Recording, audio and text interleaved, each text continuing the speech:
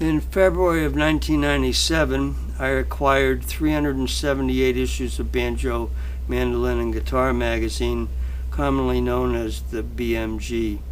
They date from 1936 to 1976. Magazine was published in Great Britain starting in 1903.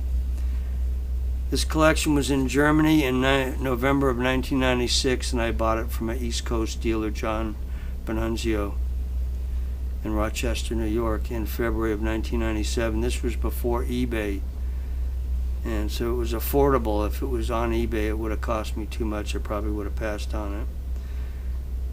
But I have a guitar acquisition syndrome about historical data. I spent over $90,000 on the 26-foot thick archives of my annotations for the history of the classical guitar in Argentina, 1822 to 2000. In my store, counting my violin reference books and other guitar reference books, I have about 45-foot thick of books here in my library, in French, Italian, German, English. And this particular collection that I got, which I spent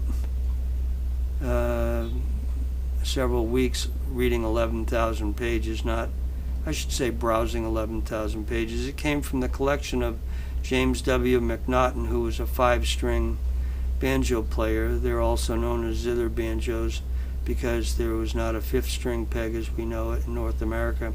The 5th string went through a metal tube up to the headstock. And he had written banjo articles since the June 1953 issue. He did in the 1930s at times write letters into the magazine. He took over from the late A.P. Sharp, who was preceded by Bert Bassett, who was preceded by Emil Grimshaw, who became the editor in 1913, replacing, I believe, Clifford Essex, who started in 1903. When the B.M.G. began in 1903, the music of the day was ragtime in America, and due to the fact that there was already the availability of 78 RPM records of banjo, mandolin, flamenco guitar, violin, piano, opera, for at least 10 years, America's virtuosos were quite well known in Europe, and the same in reverse for North America. Unlike today, the society and its music had a different socialization. Every music magazine not devoted to classical music and opera included articles about mandolin orchestras. The year that the mandolin really took off in the United States was 1884. Having magazines from that era, I was able to verify what was going on.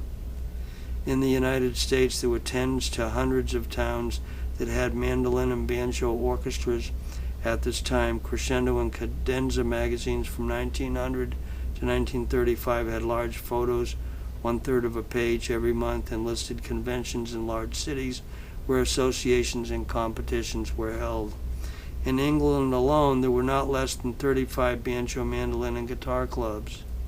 On the continent, there were also competitions of large mandolin orchestras, 65 performers in the outfit called Circolo Mandolinistico di Livorno, Italy.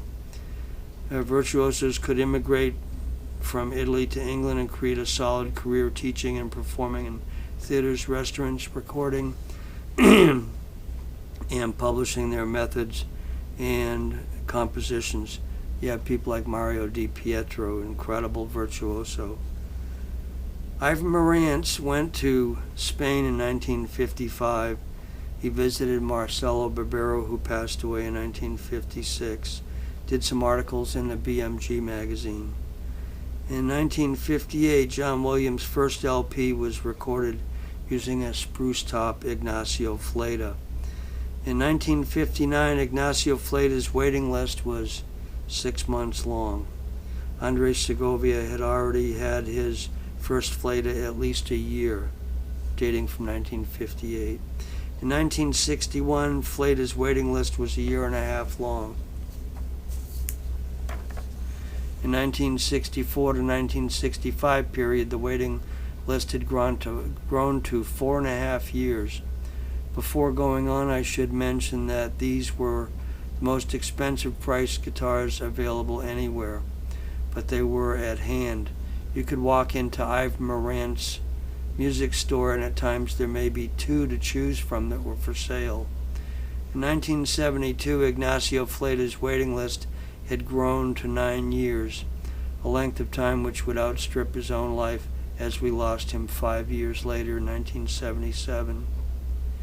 Ignacio Fleta started in 1925. He had been a repair person when the world-class cellist Pablo Casals was in need of adjustment of his instruments or repairs on his hundreds-of-year-old cello. Ignacio had opened his shop in 1925, and about 1958, the photos in the B.M.G magazine show the sons in smocks. It was a point in time when thereafter all guitars that came out of the Fleta shop were a collaborative effort due to the aid of his sons, Francisco and Gabriel. Today, this was written in 1997, the sons of the Fletas have a 18-year waiting list.